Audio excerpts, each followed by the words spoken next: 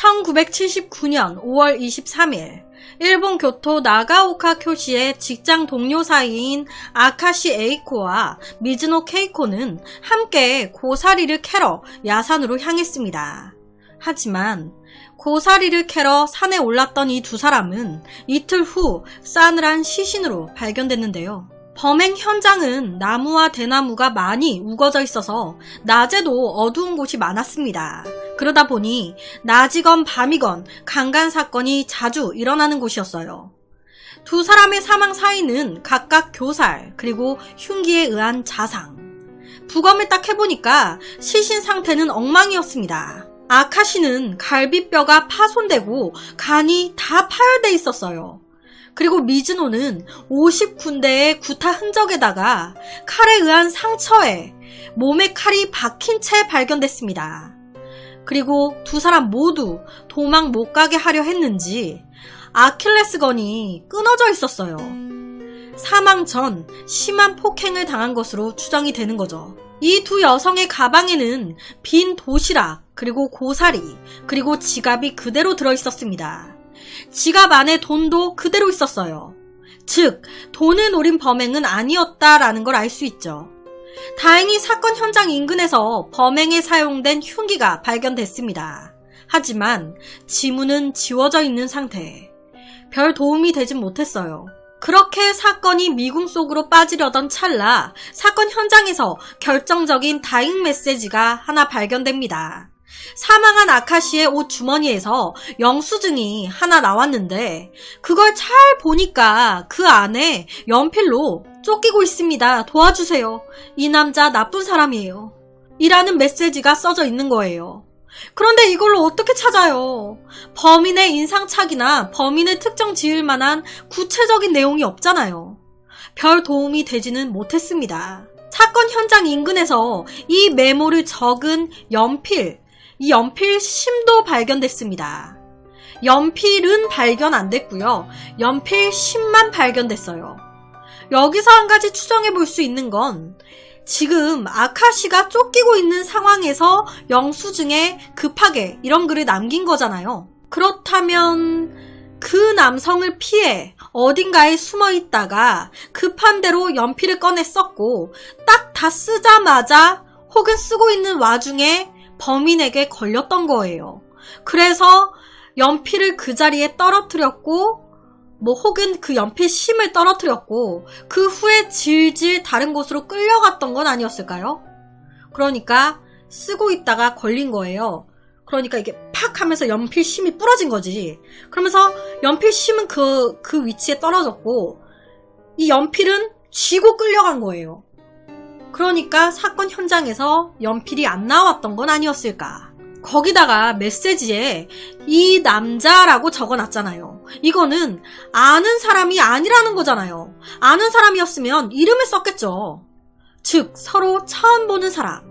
그리고 단독범의 소행이라는 걸 추정할 수 있습니다. 이 남자라고 한 명을 칭했잖아요. 여러 명이었다면 그들, 이 남자들 이런 식으로 적었겠죠. 이 사건에 굉장히 많은 사람들이 용의선상에 올랐습니다. 첫 번째로는 범행 현장 인근에 살면서 평소 행실이 안 좋기로 소문나 있었던 건설 노동자 2명. 이 2명이 사건 당일 산에서 달려서 내려가는 모습이 목격된 거예요.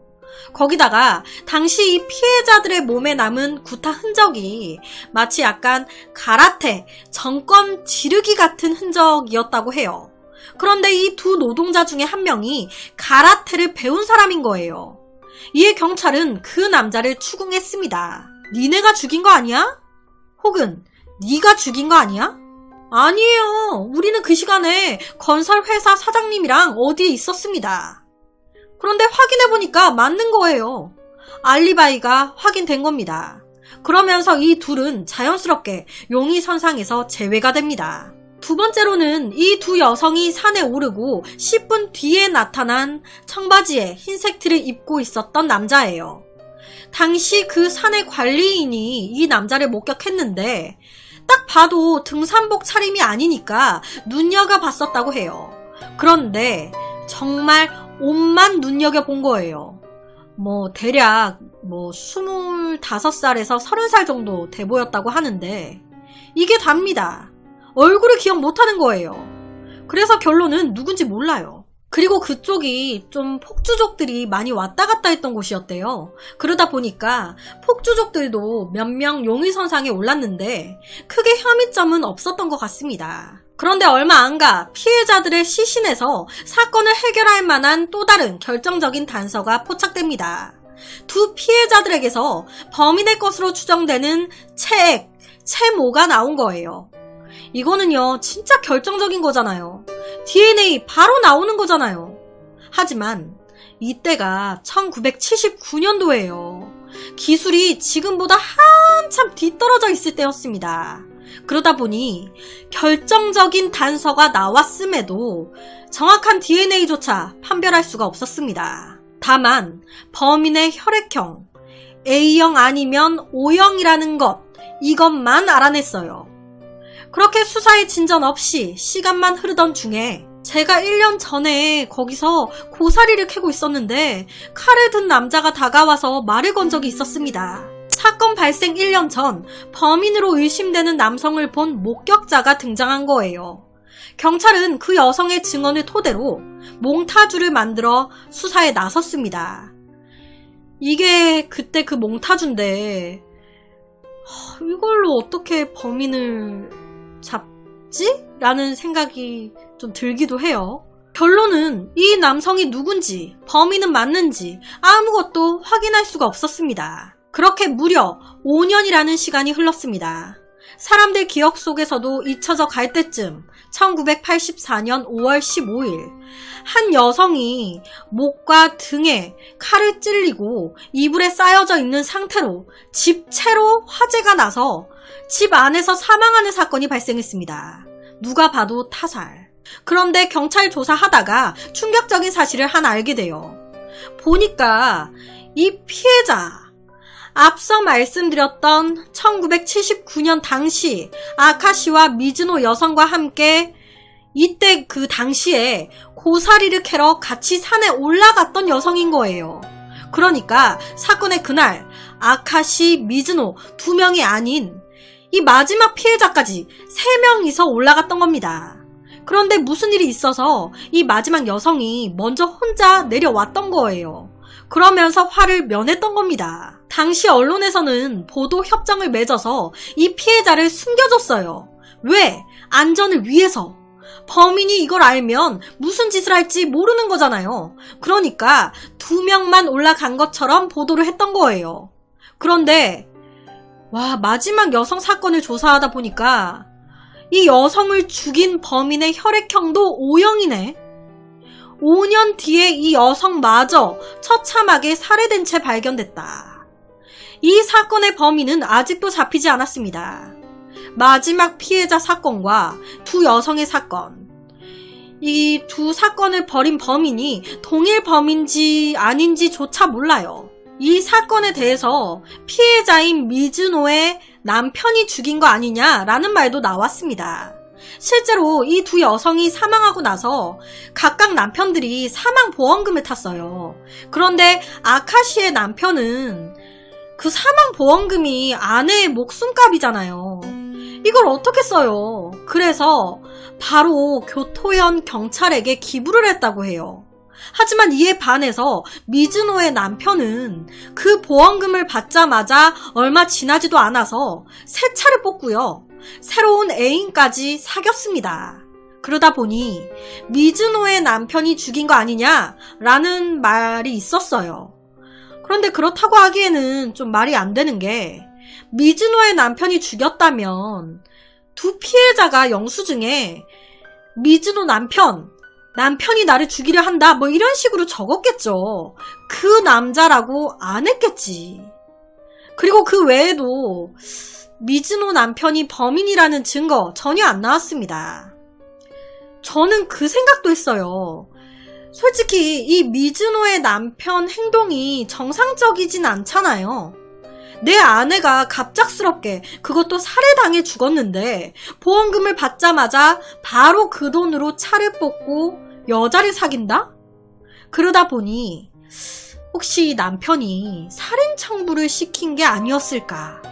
그러면 남편은 피 한 방울 안 묻히고 죽일 수 있잖아요. 아내 입장에서도 외간 남자, 청부 살인을 의뢰받은 남자가 쫓아오는 거니까 얼굴도 모르는 사람이었을 거고. 근데 또 그렇다 하기에는 그럼 미즈노가 혼자 있을 때 죽였겠죠? 왜 아카시까지 죽여? 일을 더 크게 만드는 거잖아요. 이 점이 또 이해가 되지 않습니다. 이 사건은 그냥 이대로 하나도 풀린 거 없이 1994년 5월 24일 공소시효까지 만료되면서 미제 사건으로 남아버렸습니다. 도대체 이들을 죽인 진짜 범인은 누구인 걸까요? 시신에 아킬레스건이 모두 잘려 있었어요. 도망 못 가게 자른 건데 어떻게 보면 되게 능숙한 것 같지 않나요? 이런 범인이 이게 마지막 범죄였을까? 저는 개인적으로 이 범인 계속적으로 범행을 저지르고 다니지 않았을까라는 생각이 들더라고요. 정말 두 여성을 죽인 후 한 명이 살아있다는 걸 알고 끝까지 쫓아가서 5년 뒤에 살해를 했던 걸까요? 아니면 그 두 사건이 각각 다른 사건인 걸까? 아니면 이 세 명에게 공통적으로 원한이 있던 인물? 이 세 명이 인근 슈퍼 마트에서 파트타임 일을 하던 여성들이었어요.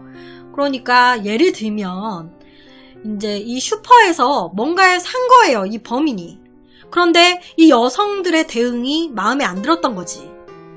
그러니까 이 여성들이 각각 예를 들어서 손님에게 돈을 받고 잔돈을 거슬러 줬는데 이 여성들 딴에는 그냥 준 건데 이 범인 입장에서는 잔돈을 이제 이 여성들이 던져서 준 것 마냥 기분이 나빴던 거지. 그래서 막 벼르고 있다가 마음에 들지 않았던 세 명을 죽인 걸까? 그러니까 이 세 명 입장에서는 이 손님을 모르잖아요. 그냥 지나가는 손님 중에 한 명이었으니까. 그러니까 이 남자라고 썼던 거고. 그러니까 이 세 명이 마트에서 일하면서 무심코 했던 행동에 불만이 쌓였던 손님 중 누군가가 원한을 품고 이런 걸 했던 걸까? 아니면 그냥 그 산을 돌면서 범행 타겟을 찾던 범인이 그날 산에 올랐던 이 여성을 범행 타겟으로 잡고 그냥 범행을 했던 걸까요? 막 그냥 생각하다 보니까 제가 뭐라고 하는지도 모르겠네요. 여튼 여러분의 생각은 어떠신가요? 그래서 오늘은 일본의 아직까지도 풀리지 못한 채 미제 사건으로 남아있는 고사리 살인 사건에 대한 이야기를 가지고 왔습니다.